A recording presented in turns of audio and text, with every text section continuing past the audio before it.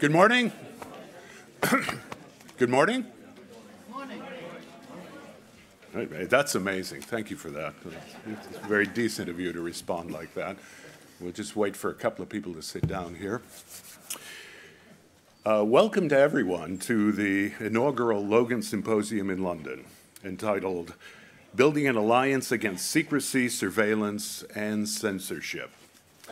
My name is Richard Logan. I'm one of the directors of the Reva and David Logan Foundation, and our foundation has a long and strong commitment to the principles of press freedom and the preservation of individual rights. It is a great honor for us to sponsor this symposium, a gathering of like-minded and courageous people, individuals, both journalists and hacktivists who are here, who every day put their livelihoods and sometimes their very lives on the line. And for what? To discover the truth, to expose the lies, and to get their findings into the public domain. It isn't getting easier to do the work. Our rights and even the laws are being disregarded by giant corporations and by our own governments. The public has learned to distrust the faceless entities. Yet surprisingly, even with the host of recent revelations, there hasn't been a groundswell in demand for change, simply more apathy and fatalism among the public at large, a tragedy. I, like you, am optimistic that it's not too late to reverse the trend. And that's why we're here, to ask 1,000 questions, to learn the latest techniques, and together search for the best ways forward. We need to change our societies to ensure the rights of individuals are preserved and respected. A brief reading of history, even recent history, should be enough of a warning. But who knows? Hopefully, this symposium will be a platform for debate and a vehicle for some of that very much needed change.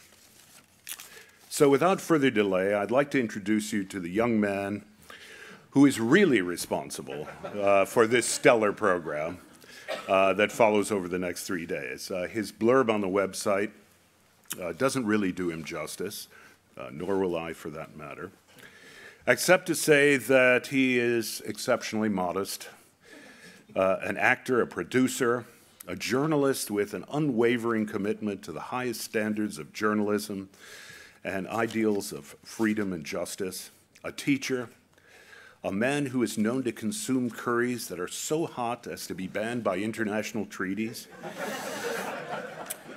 He is both a serious troublemaker and my friend, the leader of the Center of Investigative Journalism and your host, Gavin McFadgen.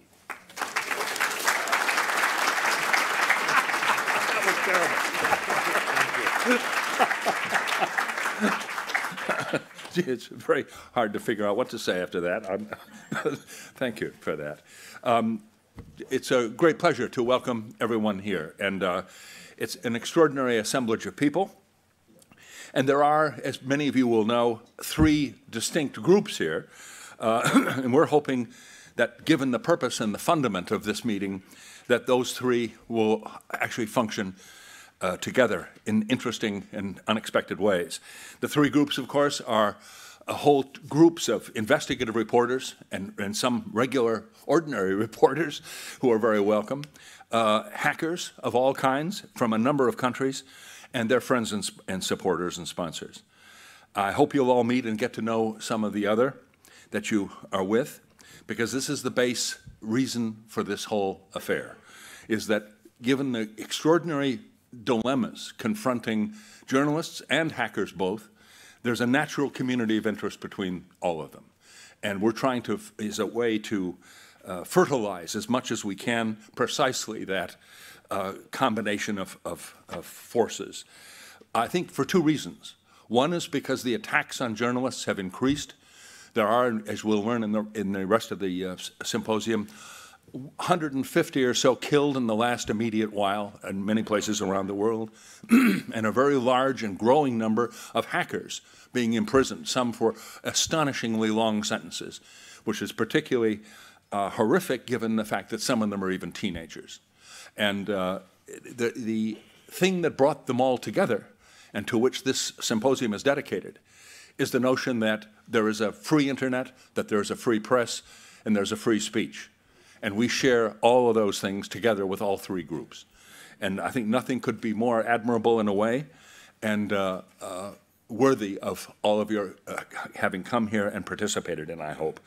I'll just say a brief word that CIJ, that sponsoring the organization, was started about 12 years ago by TV journalists as a nonprofit, and is now one of the larger, if not the largest, training institution for investigators in Europe.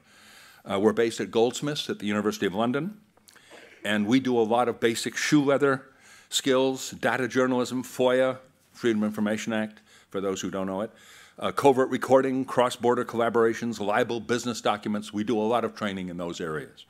But we've got two new things that we've decided to do, given the change in temperature that partly justified this meeting. One of them is whistleblowers. We decided that whistleblowers were an endangered commodity. They were people who took enormous risks to tell the truth about things they saw in their workplace, but were not protected. And often the journalists, particularly younger journalists, don't understand the critical necessity of protecting them as sources and protecting what they do, as well as their own work and their own reputations. So we launched, in a way, an initiative which was to provide and build an organization of defense of whistleblowers, which is what we've done.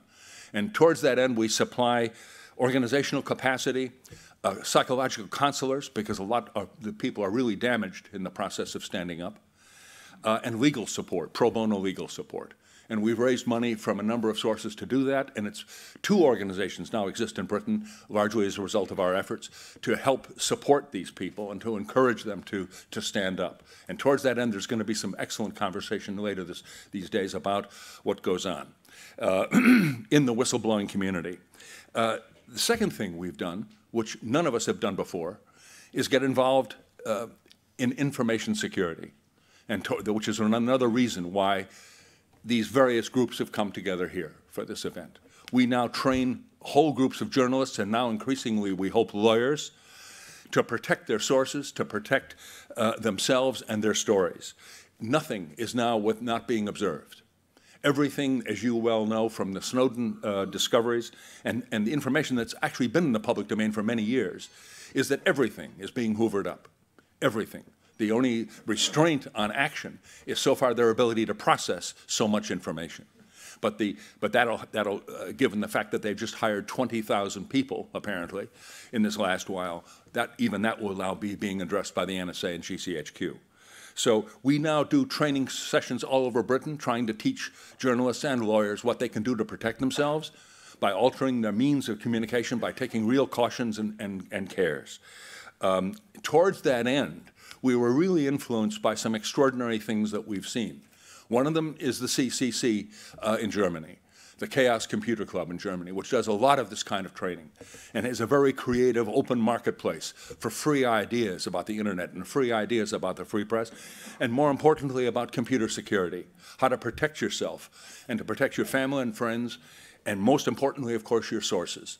And they are invaluable to us in providing an inspiration that enables us to go forward in that way. So we're very interested and in pursuing that very aggressively. And towards that end, we've commissioned a handbook, which is available to anybody here, which is very, very recent. It's just been completed in the last weeks. So it's very up to date about how to protect yourself, how to use Tails, how to use Tor and encryption, and all the methods that you need to do and know about, at least some of them, to protect yourselves against the kind of invasive authoritarian surveillance that is now totally commonplace, and to which, sadly, we have to say so many journalists don't seem particularly aware, which is curiously disturbing, given the fact that there's no doubt whatsoever, factually, that that's what's going on. So rather than I going on at great length, I just make a few housekeeping announcements, if I may. There is, as you know, a pop-up TV studio here run by kids. And they want to interview all the speakers, and they're called New Speaks Live. And so any conversations that start here can be ended there. You can go and follow speakers from here to that thing and participate in those conversations, and it'll all be filmed. It's in Frobisher 5 and 6. Those are rooms just down the corridor from here. Now, towards that end, I would just say that we must get immediately to the subject at hand. And the subject at hand is going to be run by Laura Flanders from Grit TV, and she's going to be talking to somebody you'll all know, Seymour Hersh. So, off to you guys.